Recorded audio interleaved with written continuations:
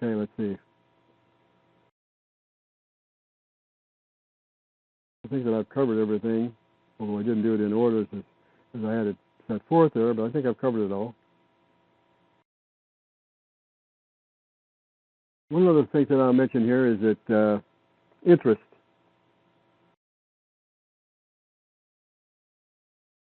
It's impossible under the present form of the privately owned Federal Reserve for the Federal Reserve to take a profit called interest. This is because it's not possible for the Federal Reserve to receive back any more money than the Federal Reserve created as principal to fund all those millions of loans. I call it the single source doctrine. All Chevrolets, as an example, all Chevrolet automobiles were created in a General Motors factory. If General Motors were to do a general recall of all the Chevrolets ever made, how many Chevrolets could General Motors receive back?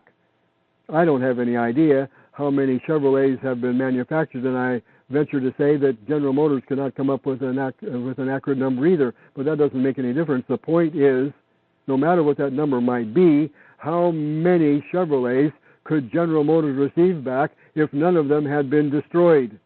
The maximum number of Chevrolets that General Motors could receive back in a general recall of all Chevrolets would be exactly the same amount that were manufactured by General Motors in one of its factories. Not even one additional.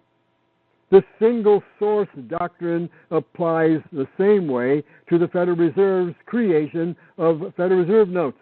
The maximum number of Federal Reserve notes that the Federal Reserve could receive back would be no more than the total amount that was created by the Federal Reserve to fund all the loans. This makes it impossible for the Federal Reserve to take a profit called interest. When the borrowers make a payment to the Federal Reserve, the interest portion of the payment is made up of principal money borrowed into circulation by some other borrower. When borrowers pay back more than they borrowed, this causes a shrinkage in the circulating money supply.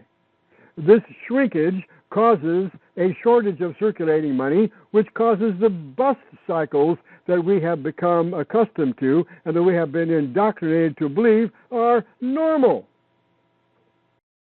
Yeah, they're normal in a system that is corrupt.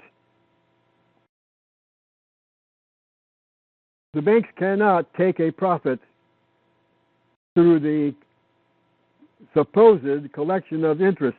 The only way the banks can actually take a profit is by taking the foreclosed on homes and then selling the homes. That's the only way the bank can take a profit, is by foreclosing. During the bottom of the bust cycle, there will be thousands of new adults coming online, graduating from high school and college, who will be getting married and getting a job, and they don't have bad credit. So they will cause an upswing. They will be able to borrow money for their mortgages, which will bring new money into circulation, causing a boom cycle. And it just goes up and down in cycles like that.